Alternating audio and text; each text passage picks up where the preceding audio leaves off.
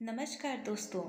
नवरात्रि के प्रथम दिन घट स्थापना के बाद माँ के शैलपुत्री स्वरूप की उपासना की जाती है। हिमालय की पुत्री होने के कारण इन्हें शैलपुत्री कहा जाता है। माँ शैलपुत्री का स्वरूप बेहद शांत और सरल है। देवी के एक हाथ में त्रिशूल और दूसरे हाथ में कमल का फूल शोभा दे रहा है।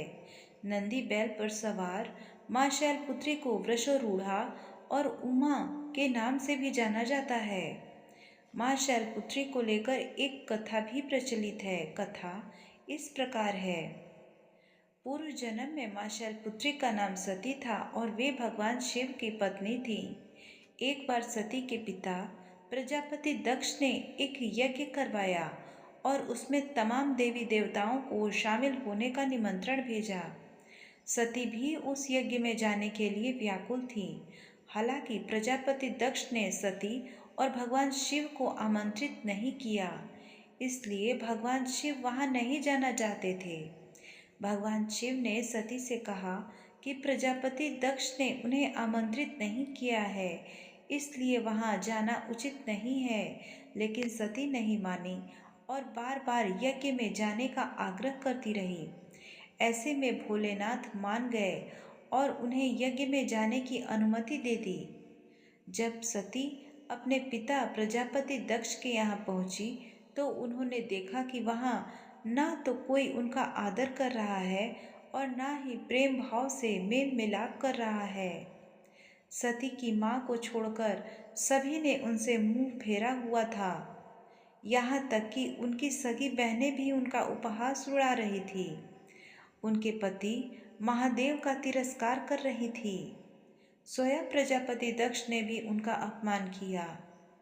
सती सबका ऐसा रवैया बर्दाश्त नहीं कर पाई और अंदर से बहुत दुखी हो गई। उनसे पति का अपमान सहन न हुआ। इसके बाद सती ने ऐसा कदम उठाया जिसकी कल्पना स्वयं दक्ष प्रजापति ने भी नहीं की थी। सती ने उसी यज्ञ में कूदकर आहुति दे दी और भस्म हो गई। उन्होंने अपने प्राण त्याग दिए।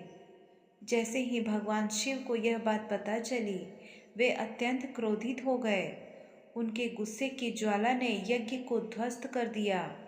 कहते हैं कि सती ने फिर हिमालय की पुत्री के रूप में जन्म लिया और वहां जन्म लेने की वजह से ही उनका नाम शैलपुत्री पड़ा।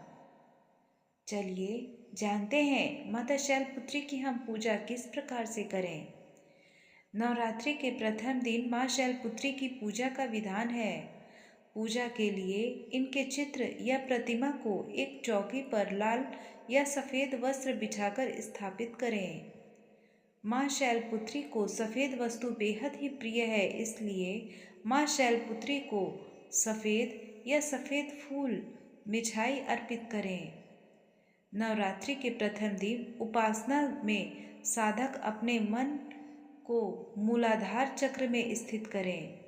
शैलपुत्री का पूजन करने से मूलाधार चक्र जागृत होता है और अनेक सिद्धियों की प्राप्ति होती है। जीवन के समस्त कष्ट, क्लेश, नकारात्मक शक्तियों का नाश के लिए एक पान के पत्ते पर लौंग, सुपारी, मिश्री रखकर माँ शैलपुत्री को अर्पण करें। दोस्तों, माता शैलपुत्री के प्रथम दिन नवरात्रि के इनके इस स्वरूप की पूजा होती है। आप भी सच्चे मन से माँ शैलपुत्री की पूजा करें और माता का आशीर्वाद प्राप्त करें। जय माता दी।